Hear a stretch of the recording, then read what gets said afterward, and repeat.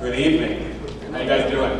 That's good. So Anna stole my question, which was, really, how many people, so 3 of you really have heard about the land bank, know what we do? That's the grand sum of them? Okay, good. Well then this, I think, should be a very informative conversation between us. And that's what I want to say. Starting off, I'm going to talk for a little bit to give you some background on 3 different things. First, kind of what the land bank is and where it comes from. Second, how we work and what we kind of expect. And then third, the opportunities that might be available for investors. And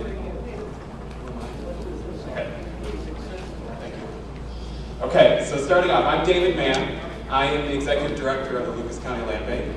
And I'll be the Executive Director for 4 more days. So, but everything I'm saying will hold true next week as well. I'm actually moving to a new position here relatively shortly with a private law firm. And so our board has hired a new director. Her name is Cindy Geronimo. She was just previously with the Lucas County Auditor's Office as the Director of Real Estate. So she couldn't be here tonight, but Cindy will be the director. The good news is Josh Mernon right here is our general counsel, and Josh will be staying on. And Josh is a land bank's lawyer, among many other things. And so let's kind of get into it. We'll talk about, like I said, we're going to talk about what the land bank is, where we come from, how we work, and then really opportunities for investors here tonight. So, real quickly, first thing, everybody has a pen or a pencil, write this down.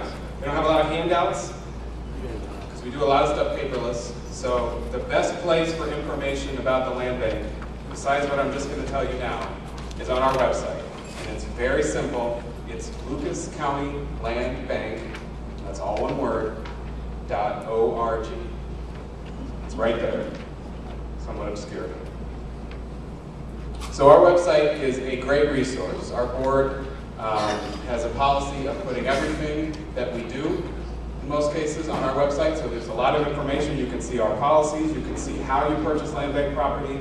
You can see properties for sale. We'll talk a little bit about that as we go down here. You can see every property that we're currently working on or have worked on or have sold. There's some basic information about that. You can see them in the context of Lucas County. You can see where they're at.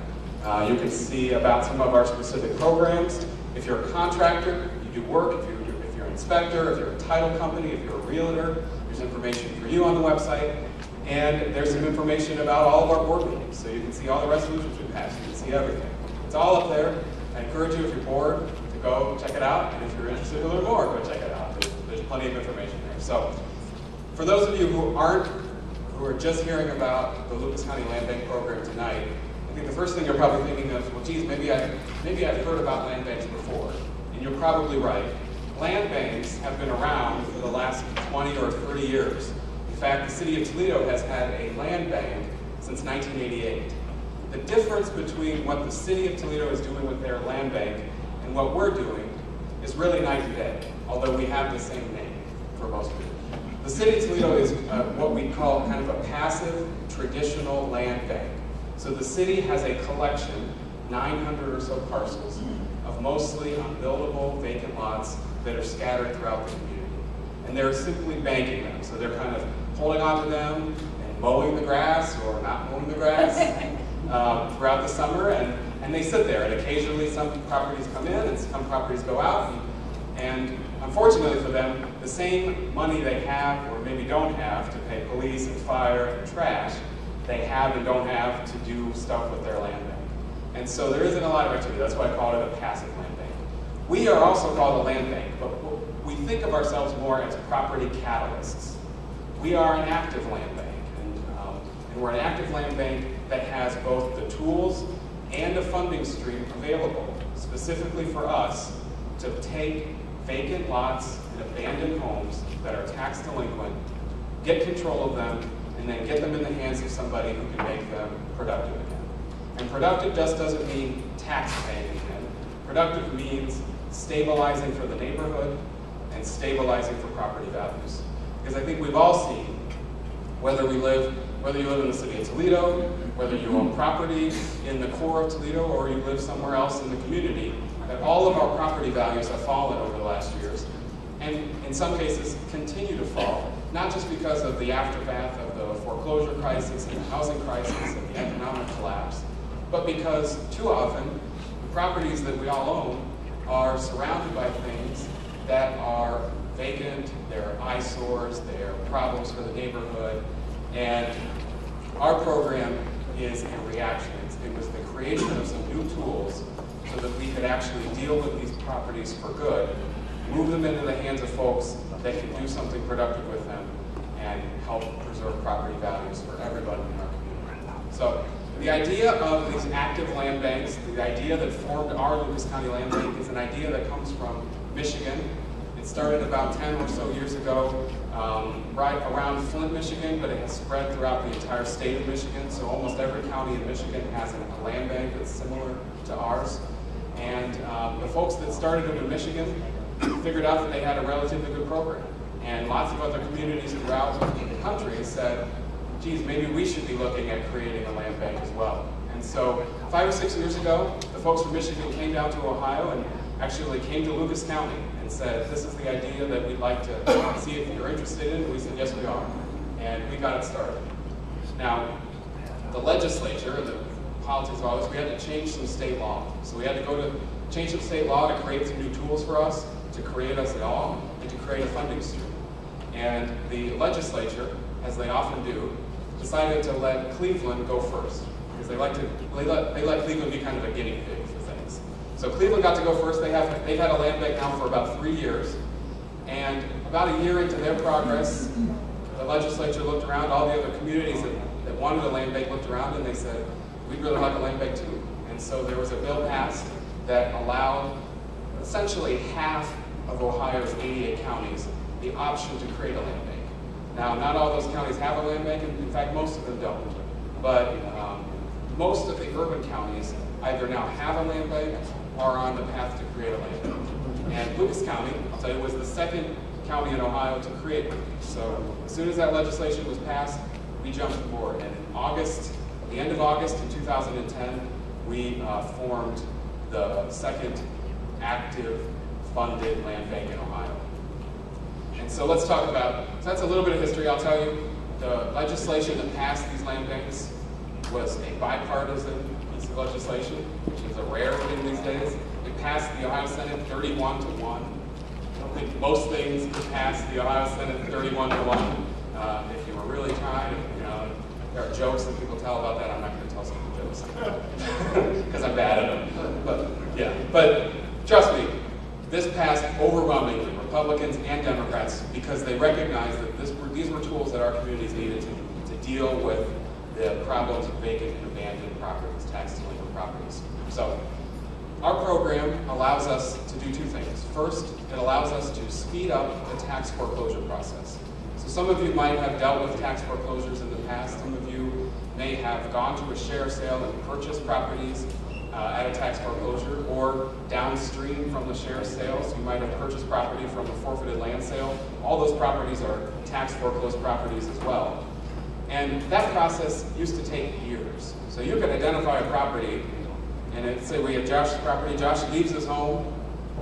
It could take 2, 3, 4 years for that property to wind its way through the court process, for it to get to the point where it could be offered for a share sale. And we all know, and you guys all know in particular, how quick it takes for a property to bleed out all of its value and get stripped and get left to be basically a shell of itself while it sits there vacant and abandoned. And so we have sped up the tax foreclosure process dramatically.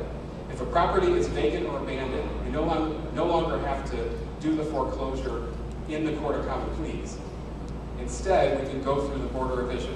Most of you probably know the Board of Revision as the place you go to challenge your property value. I think Anita Lopez was here last month.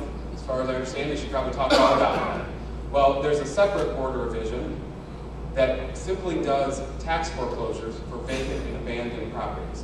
It's the same court process, it's just in a different venue, essentially. And at the end of that process, the nice thing is that it goes a lot quicker. The tax foreclosures that are on the Court of Common Pleas docket are there with the murderers and there with all the other cases that are going on. And so they don't move any quicker than anything else. The Board of Revision foreclosure process simply focuses on tax foreclosure. So it can do in 6 or 7 months what it used to take 3 or 4 years sometimes to get done. And so that's a win. It's not as fast as anyone would like it. It's not as fast as I would like it. but we've made a lot of progress to keep that process moving so that ultimately we can get these properties in the hands of folks that can do something with them. The nice thing is though, the properties that go through that process, they come out with free and clear title. So all liens are discharged, the back taxes are discharged. So nobody buys a property from the land bank paying back delinquent taxes, paying the mortgage that might have used to run with that property, paying anything else that's associated with it. And here's the change. The change is that properties that the land bank has identified as opportunities for productive reuse can be transferred directly to us instead of being offered at a share sale. So that's a big change. And I'm sure that's a change for a lot of you who might have been at share sale before. Now, that's a recognition of two things. One, those share sales in most cases, folks like you don't show up. Most times, 85% of the time, the property's offered and nobody bids on it, and no taxes are collected. And then it kind of winds its way down to the forfeited land sale, and sometimes people buy it there. Oftentimes, nobody buys it there either.